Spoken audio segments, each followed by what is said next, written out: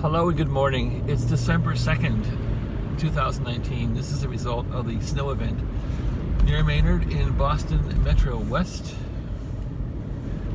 And yes, there is some snow about. Looks like about 1.5 feet of snow fell. I'm in the Mercedes ML 500 and I'm plowing along here, no problem. I was able to pull out of a driveway with 1.5 feet of snow unplowed and doing fine here. So they've done a great job on the roads. This is 117, Route 117 West. Coming up on probably Stowe here, and there's no problems. Might be like an inch of snow on the road. They've done a great job plowing, and I'm getting through, so happy about that. Destination is Lincoln, Rhode Island. This is about an hour 15-minute trip usually in the morning. On Monday morning, this is probably going to be 1 hour, 45 minutes, 2 hours, I don't know. I'm not going too fast. I'm going about 35, 40. It's about 50 miles an hour through here usually.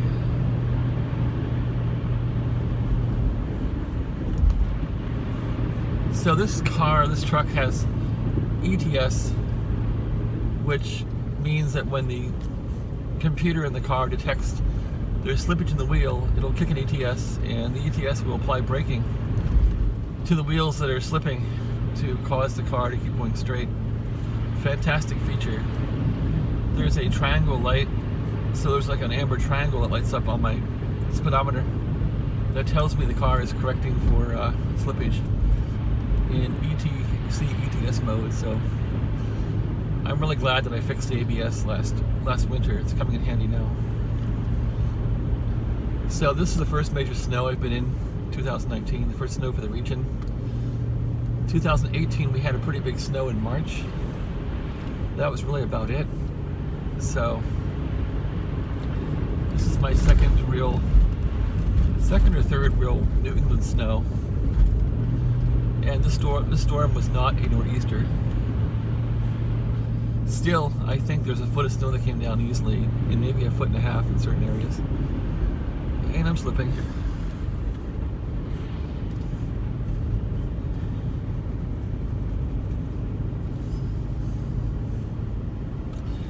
Maybe I'll find some NPR on the radio here.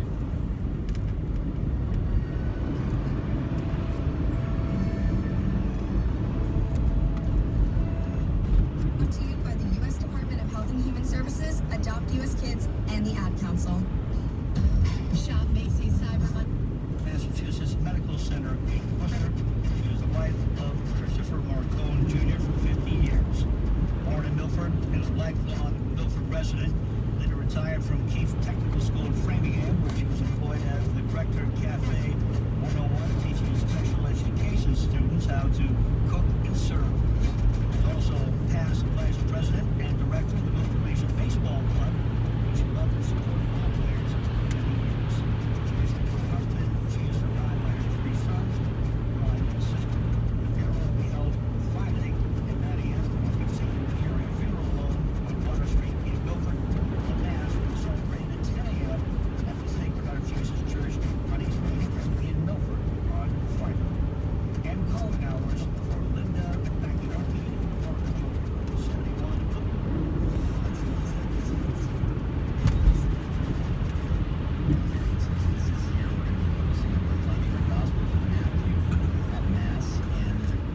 Again, Frank, police did identify the victims. What do we know about them? Well, any stories like this is tragic. This is especially so because they were very young and all missing 2 Cambridge University graduates in their 20s who were studying criminology. Saskia Jones, she volunteered at this event on Friday.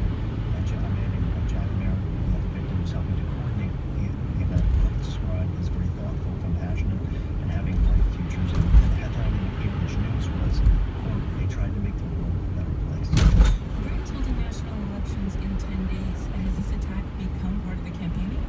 Inevitably, in this environment, it quickly became a political football. Usman Khan, he got out on early release because of this terror conviction I was mentioning. So Prime Minister Boris Johnson says that Khan was released on the policies of the rival government opposition Labour Party, which he's battling against to stay in the Prime Minister's office.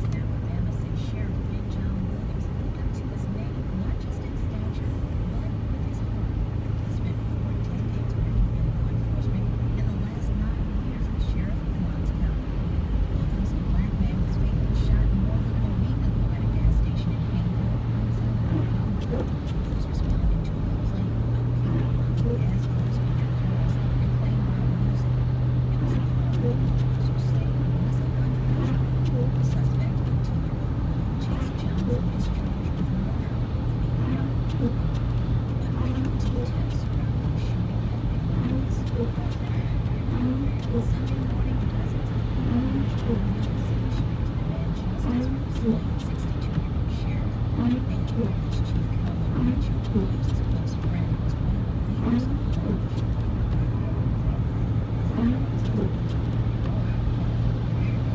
Rachel says the investigation is being led by the sheriff's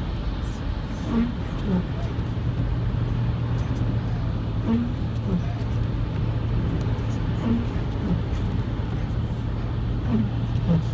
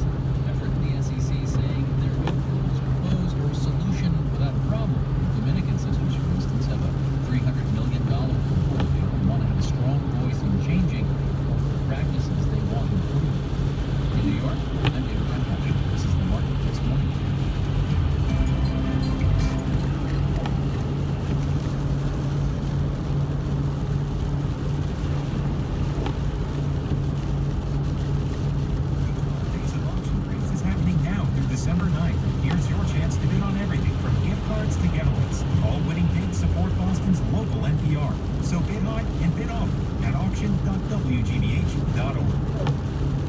Funding for our programs comes from you and the Boston Foundation. Boston thrives when smart, generous people commit to solving big problems. You can open a donor-advised fund and solve the problems you care about most. Learn more at tbf.org/partner. Boston may not be the center of the world, but if you want to be in the know, Greater Boston with Jim Rowdy should be at the center of your weeknight viewing. Stay informed. Don't miss Greater Boston, weeknights at 7 on WGBH2. I'm Kurt Carapezza from WGBH's Higher Education Desk, and you and I are listening to 89.7 WGBH, WGBH HD1 Boston, online at WGBHnews.org. Boston's local NPR. The White House says it will not participate in the Judiciary Committee's impeachment hearing set for this week. Good morning, it's Monday, December 2nd, 2019. I'm Joe Matthew. You're listening to WGBH's Morning Edition.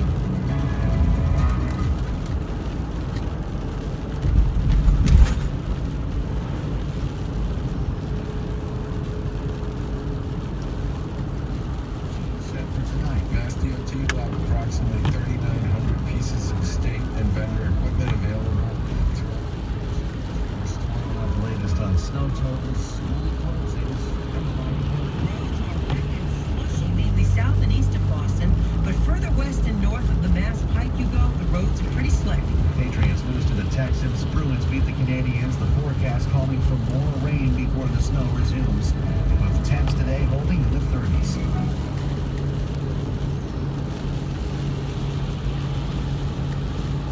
Live from NPR News in Washington, I'm Corva Coleman. White House lawyers won't participate in Wednesday's Judiciary Committee impeachment hearing.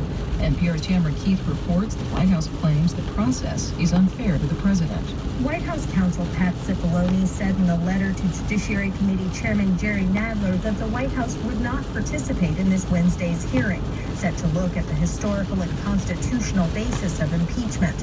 In the 5-page letter, Cipollone repeatedly complained about the process undertaken by House Democrats thus far.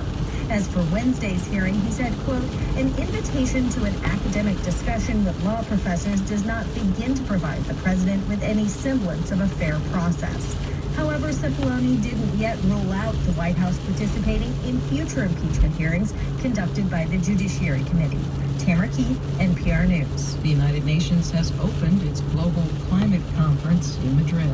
Delegates are seeking solutions as extreme weather affects much of the world's population. The BBC's Mike McGraw reports from Madrid.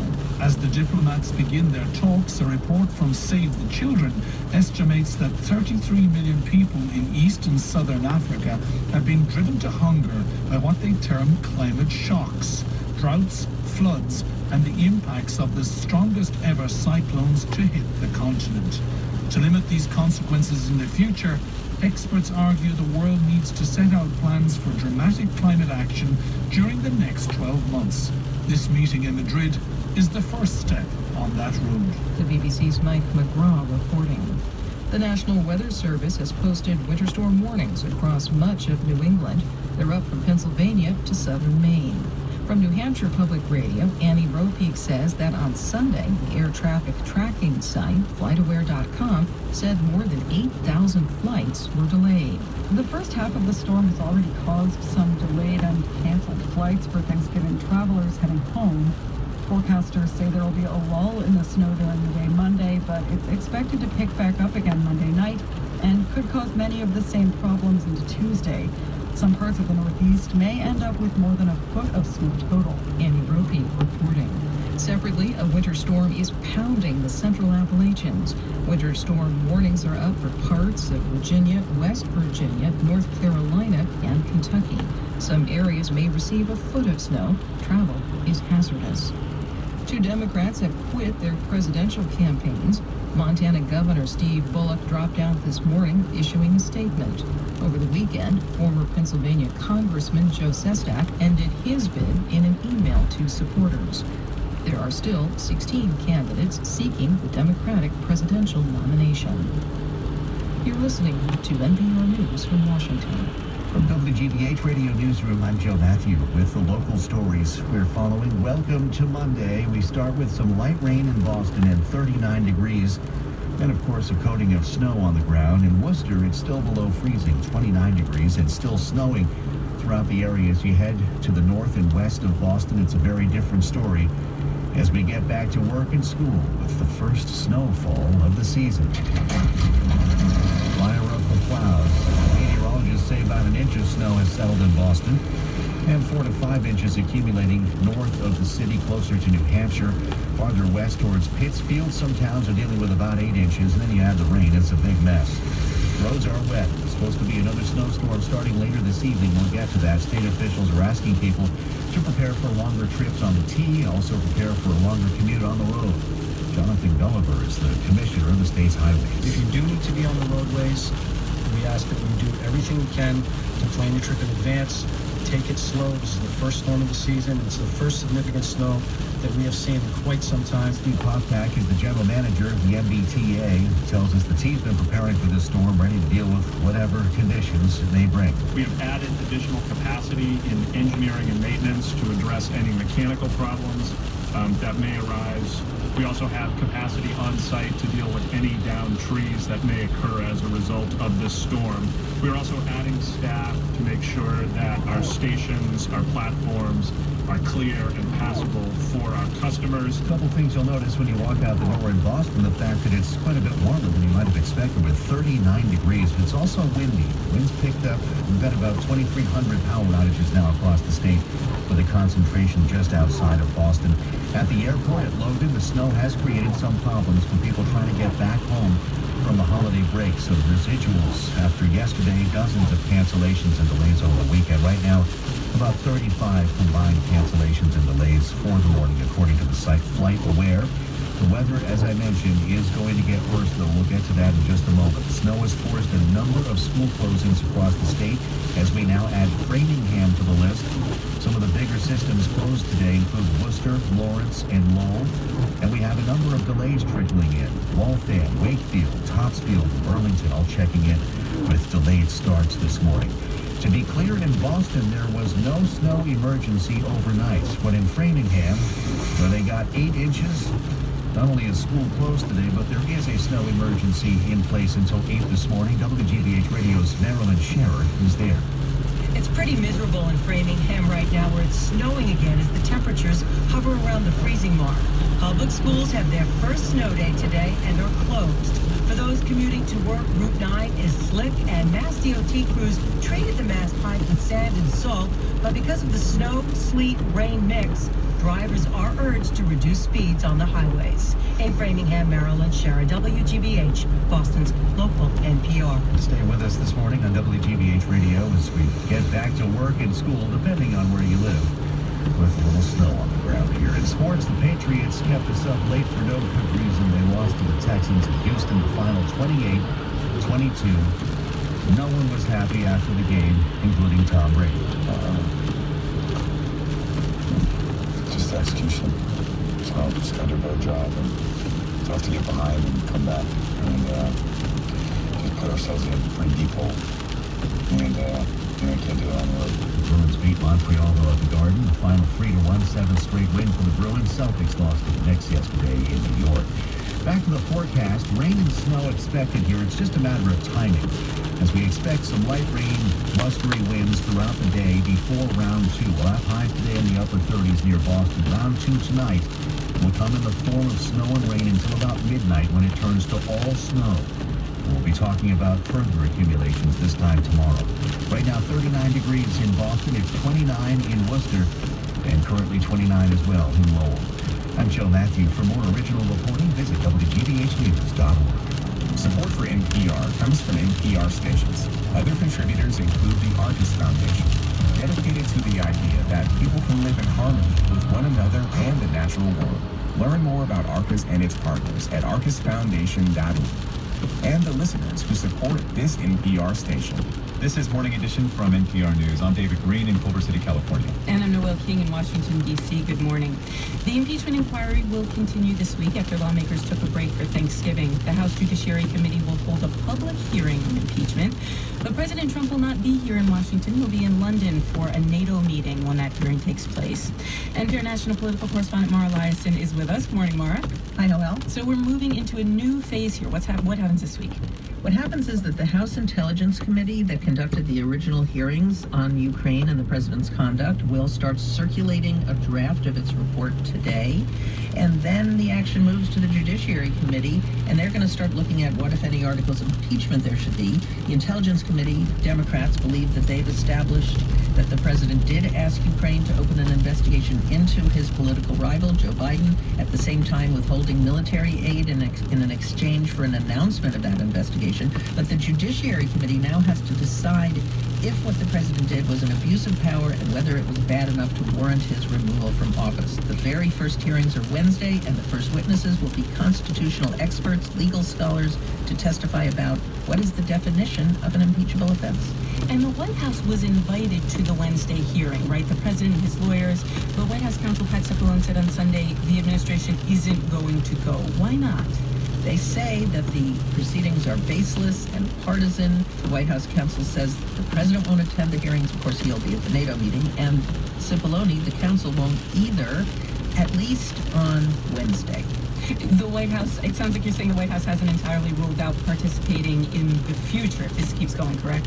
Right. They have not necessarily ruled out participating in the future. The chairman of the Judiciary Committee, Gerald Nadler, has asked the White House to let him know by the close of business this Friday if they will participate at all, if they want to present evidence or call witnesses. Remember, the president has been complaining that he hasn't had a chance to send his lawyers up to the Hill to represent him, but at the same time, the White House has been saying that the whole process is a sham, and they might not want to participate at all because that would legitimize the process. Does that mean that the White House is giving up its right to question witnesses during the whole phase of this process, or is that something that the White House might still want to do? Well, we'll know by Friday if they're giving up their right for the whole process. Okay.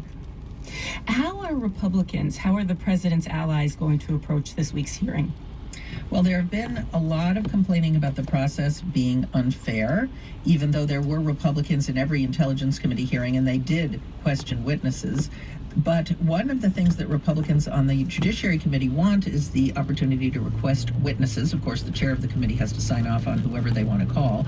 They want to call, in particular, the ranking member of the chairman of the Intelligence Committee, Adam Schiff.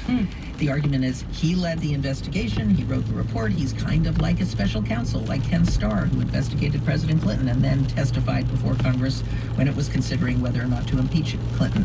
Here is what Doug Collins, who Judiciary Committee ranking member, said on Fox News Sunday.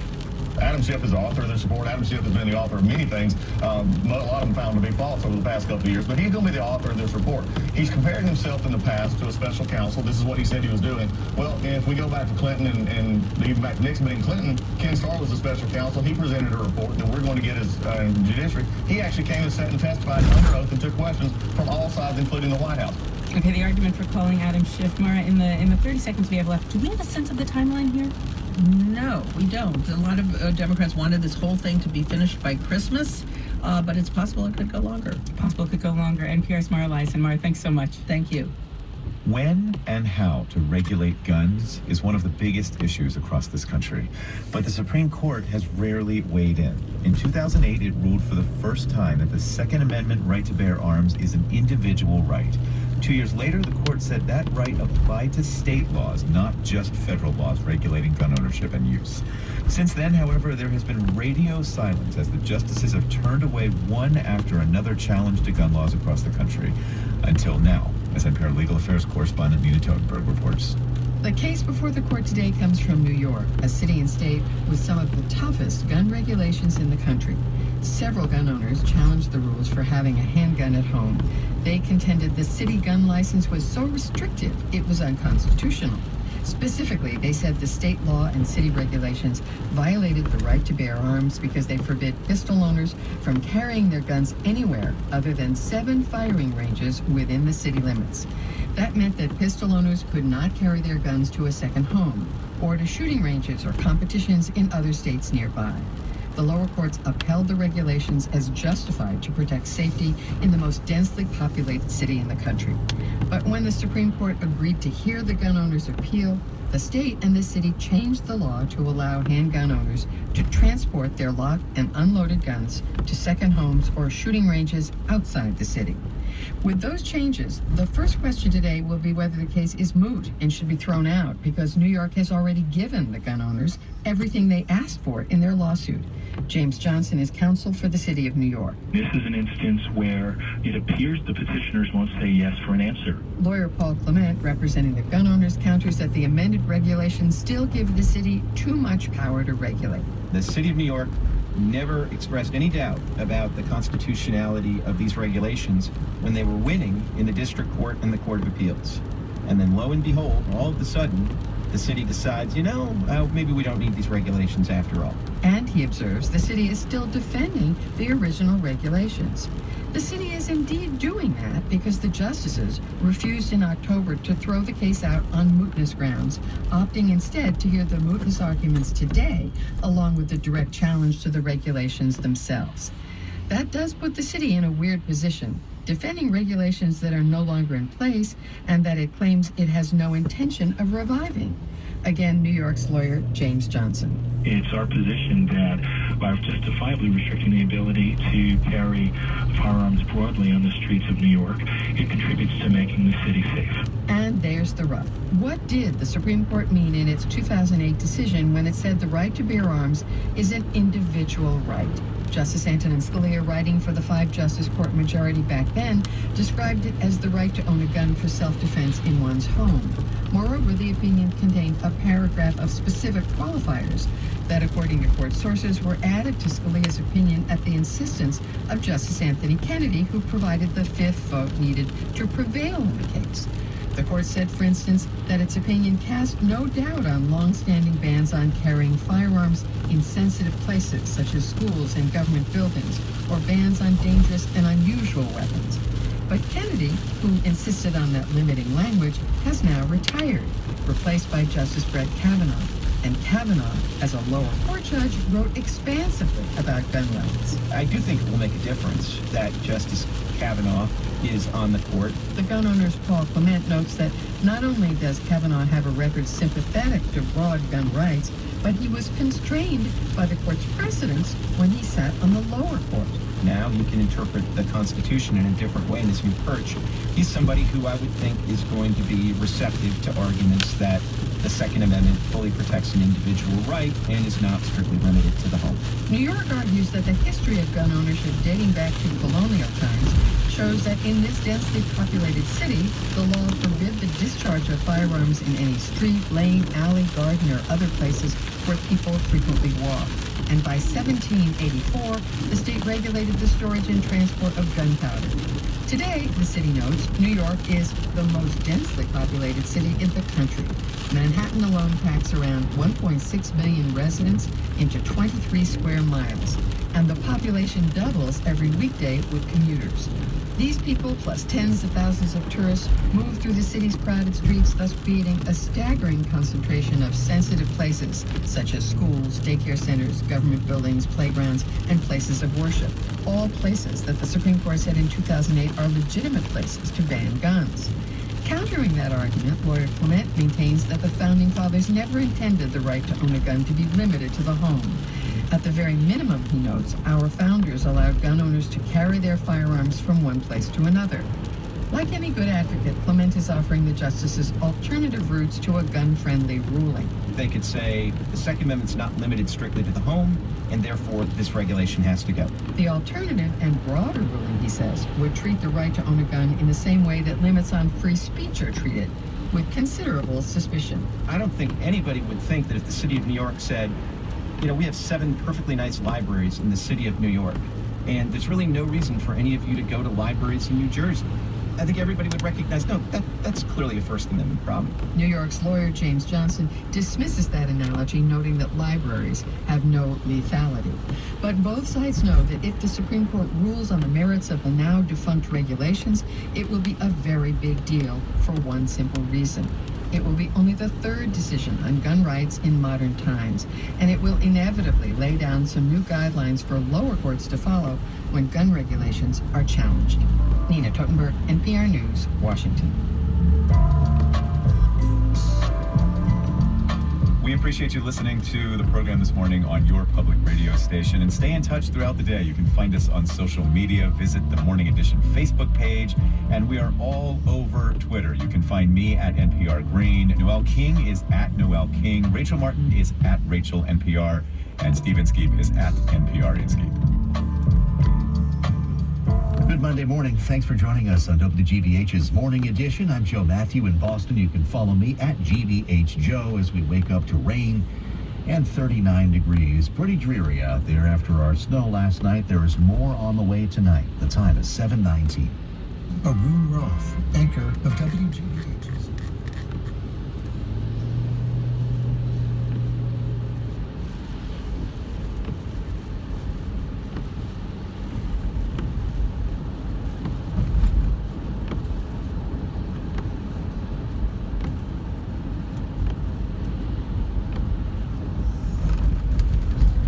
Memories to cherish with the ones you love. Now through December 29th. Tickets at bostonballet.org. Monday morning, some of the top stories we're following today from NPR and WGBH News. We're in the lull of the first snowstorm of the season. Public schools this morning are closed in Lowell, Lawrence, and Worcester, as well as Framingham, and there's another round of snowfall that moves in. Later tonight, the forecast showing 3 to 5 inches falling in Boston starting at around midnight. We could get some rain between now and then. The Boston City Council is considering an ordinance to strengthen the rights of tenants who are facing possible eviction when their buildings are converted to condos. And local officials on the Cape resisting a federal program requiring Massachusetts to change the name of all of its highway exits based on mileage. Patriots lost to the Texans last night in Houston. We'll have details coming up in 10 minutes in the news at 7:30 on WGBH Radio. Support for NPR comes from this station.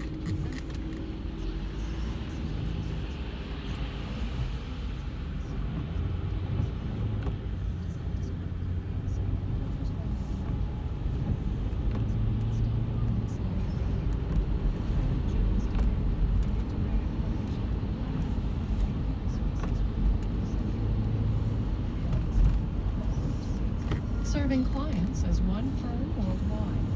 Learn more at jonesday.com. I'm from the estate of Joan B. Clark.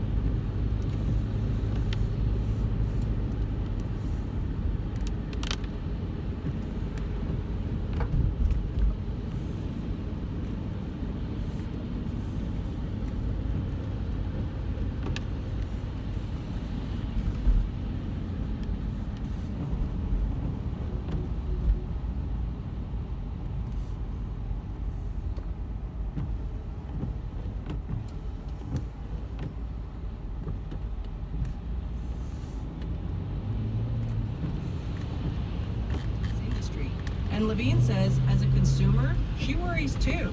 It's alarming. It's definitely alarming. All quartz countertops, whether it's Silestone or Caesar Stone or any other brand, basically get created the same way. A company called Cambria invited me to its manufacturing plant in Minnesota. Over the entrance, it says, "Through these doors walk the finest countertop makers in the world." How we doing? Marty Davis is the CEO. He shows me his entire factory. It churns out about 30,000 slabs of quartz countertop material every month. That means every day, 20 to 30 trucks unload large white sacks full of quartz. Some of it's a powder, almost like flour, while some is like little pebbles. It's about 30 million pounds of quartz a month. So about 1 million pounds a day. 1 million pounds of quartz a day. Yeah. He says this place has millions of dollars worth of air handling systems to control dust. There's no good dust. Zero. We put on white disposable respirators and go past a sign warning of silica into a huge room with mechanical mixers. Here, quartz gets combined with pigments, plus a binder to make it stick together. The mixture gets spread out onto a giant baking sheet. It goes through a machine that vibrates and kind of thumps it. The result is a compressed slab that at first is soft. You can touch it and feel how it is right now. It feels like cookie dough. Yeah, it's exactly what. The slab hardens when it gets heated, then cooled and polished. We walk past rows of colorful slabs, all ready to be sent out to countertop makers. I ask Marty Davis, what responsibility does he have for making sure the people he sells it to will cut all this material safely? You know, how do you police your customers? He says the dangers of silica have been known for decades. There's clear regulation and clear guidance and governance on how to process materials safely to control dust and respiratory inhalation of dust. He says he can't follow his product to thousands of countertop shops, that cutting is safe when companies obey worker protection laws. Some shops are careful to do that, like Capital Granite near Richmond, Virginia. Paul Menninger is the owner. We watch big computer-controlled machines cut through slabs, dumping up to 35 gallons of water a minute on the blade to keep down silica dust. We do not do any dry work whatsoever. That's the only way that you can eliminate any risk affiliated with silicosis in the shop.